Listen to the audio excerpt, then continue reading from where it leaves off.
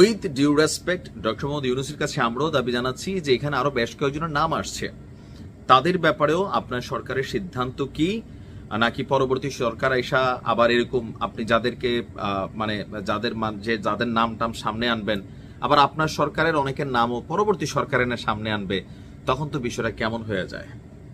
আমরা এখানে আপনার উপদেষ্টাদের মধ্যেও অনেকের পিএস এপিএস এর সাগর লুটপাটের ঘটনা শুনছি, বাট এগুলো নিয়ে কার্যকর পদক্ষেপ পরবর্তী কি হইল সেটা কিন্তু আমরা জানলাম না। যাই হোক, এটাও নিশ্চয়ই আসবে আজকে অথবা কালকে। তবে ডক্টর ইউনূসের অ্যাকশন শুরু, কেউই রেহাই পাবে না, কারণ তালিকা রেডি করা হয়েছে। ডক্টর ইউনূস বলছেন যে কিছু মানুষের লুটপাট জাতির সামনে তুলে ধরা হবে। তো কিছু মানুষ কারা? চোখ বন্ধ করে বলা যায় আওয়ামী লীগের সাপোর্টার, আওয়ামী লীগের এমপি মন্ত্রী নেতা, অথবা তাদের সাথে কানেক্টেড প্রশাসন থেকে শুরু করে বিভিন্ন সেক্টরের মানুষ।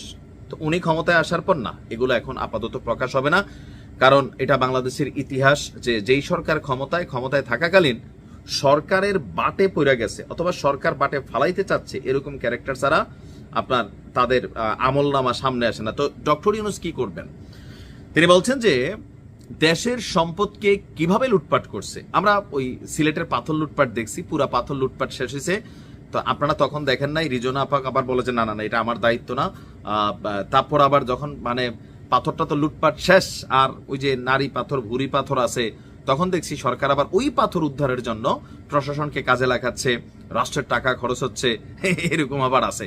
তবে লুটপাট কিভাবে হয় আপনি এই দৃশ্য একটু দেখা দরকার ছিল। নৌকায় বইরা বইরা নিছে স্যার, মাথাত করেও নিছে, অনেকে বেরিয়ে তো লইয়া গেছে, যে যেমনে পারছে।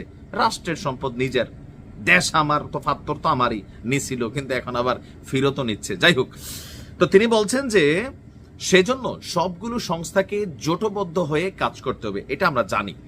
তো রাষ্ট্রীয় অতিথি ভবন যমুনায় গতকালকে জাতীয় রাজস্ব বোর্ড এনবিআর এর যিনি চেয়ারম্যান আছেন, এখন সাবেক যে চেয়ারম্যান ওনারও তো দুর্নীতির খবর আইছে, সরিষার মধ্যে ভূত আছে, আবার এখনকার চেয়ারম্যানের পরবর্তী সরকার এসে আবার কি বের করে, কারণ বাংলাদেশ এখন এগুলাই হচ্ছে। আপনি দেখেন প্রত্যেকটা সেক্টরের প্রধান যারা ছিল আওয়ামী লীগের সময়, প্রত্যেকের আমলনামা তলব করা হয়েছে। তো তিনি বলছেন যে আমাদের যিনি এখন রানিং যিনি চেয়ারম্যান আছেন, যতটুকু এই ব্যক্তি সম্পর্কে আমি নিজেও দেখছি, যখন নিয়োগটা হয়েছে, কেরিয়ার বা ওনার এক্স লাইফ মনে হয়েছে মোটামুটি সৎ মানুষ। আশা করি ওনার সম্পর্কে ইন ফিউচার কোনো রকম কিছু বের হবে না। তো যিনি আছেন মোহাম্মদ আব্দুর রহমান খান এবং এনবিআর এর কেন্দ্রীয় গোয়েন্দা সেল সিআইসির মহাপরিচালক আহসান হাবিব, তাদের সাথে ডক্টর ইউনূসের একটা বৈঠক ছিল, সেখানে তিনি নির্দেশনা দিয়েছেন কড়াভাবে।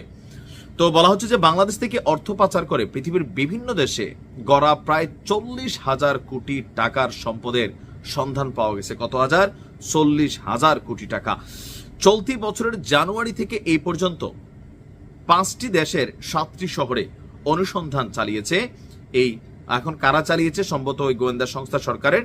তো এই তথ্য পাওয়া গেছে। তো বিস্তারিত জানার পর প্রধান উপদেষ্টা বলেন, অর্থ পাচারের সাথে জড়িত ব্যক্তিদের চিহ্নিত করে আইনের আওতায় আনো, আর এর জন্য দুদক, সিআইসি, পুলিশের সিআইডি, অন্য যত সংশ্লিষ্ট কর্তৃপক্ষ আছে সকলকে সমন্বয় করে উইদিন এ শর্ট টাইম এই তালিকা যথাযথ ব্যবস্থা গ্রহণ করতে বলা হয়েছে। ইভেন বলছেন এমন দৃষ্টান্ত স্থাপন করতে হবে, কেমন? যাতে ভবিষ্যতে কেউ দেশের সম্পদ লুট করে বিদেশের সম্পত্তি তৈরি করতে না পারে। তো আমার মনে হয় লাইনটা একটু বড় করা যাইতো, ভবিষ্যতে যেন কেউ দেশের সম্পত্তি লুট না করে, ভবিষ্যতে দেশের সম্পদ লুট করে বিদেশের সম্পত্তি তৈরি করতে না পারে। তো দেশেও তো অনেকে স্যার সম্পদ লুট করে সম্পত্তি তৈরি করে, ছোট ছিচকা চোর আছে স্যার। আপনি তো অনেক বড় মানুষ, হয়তো এদের খবর জানেন না, বাট গণমাধ্যম পড়বেন, ফেসবুক দেখবেন, গুজবের পাশাপাশি অনেক নিউজ আসে। এই যে ধরেন পাথর লুটেরারা, এগুলো কিন্তু আমাদের দেশীয় লুটপাটকারী। পাথর নিয়ে ক্রাশার মেশিনে ভাঙাইয়া সেখানে জামাত নেতার মেশিনও বাড়িছে, বিএনপি নেতা বরখাস্ত হয়েছে, আবার জামাতের ইউনিয়ন চেয়ারম্যানের নামও আসছে। স্যার আমরা কিন্তু আসি, দেশীয় লুটপাটকারী আসি, তবে এই পাথর বেচা তো আর বিদেশ টাকা পাঠানো যাবে না, কোন রকম ধরেন লেবার টেবার খরচ দিয়া, তারপরে কিন্তু হয়। এই দেখেন পদ্মা সেতু নাটবল্টু খুলে ফেলে, ওই জায়গার নাটবল্টু নাই, সরকার লাগায়, পথচারী পারাপার। এই যে লুটেরা আমরা আসি, আমাদেরও একটা ব্যবস্থা করতে হবে দৃষ্টান্তমূলক, যে যেখানে যে নাট খুলছে তার আঙ্গুল সেখানে ঢুকে দিয়া এই নাটের কাজ করতে হবে। দুইটার এরকম ঝুলাই দিলে বাকিরা বন্ধ হয়ে যাবে। পথচারী পারাপারে যে সিঁড়ি তুলে নিয়ে যায় তারে লক করে ওইখানে বসা যান, তার পিঠে 3 দিন মানুষ পারাক, মানে নিচে নরম জিনিস দিতে হবে যেন নারী বুড়ি বের না হয় আর কি, পিঠের উপরে যেন শীট দেওয়া যেতে পারে। টেকনিক আছে আমার কাছে। তো এরকম দিয়া দিলে কি হবে, ভবিষ্যতে সরকারি কোনো সম্পত্তিতে এই দেশীয় লুটেরারা হাত দিতেও কিন্তু ভয় পাবে। দেখেন প্রত্যেকটা সরকার রাষ্ট্রের সৌন্দর্য বর্ধনে অনেক কাজ করে, কিন্তু চোরেরা খুল্লা লয়া জায়গা। তো দেশীয় বিদেশি লুট তো লুটি, রাষ্ট্রীয় সম্পদ লুট, এগুলা বন্ধ করতে হবে।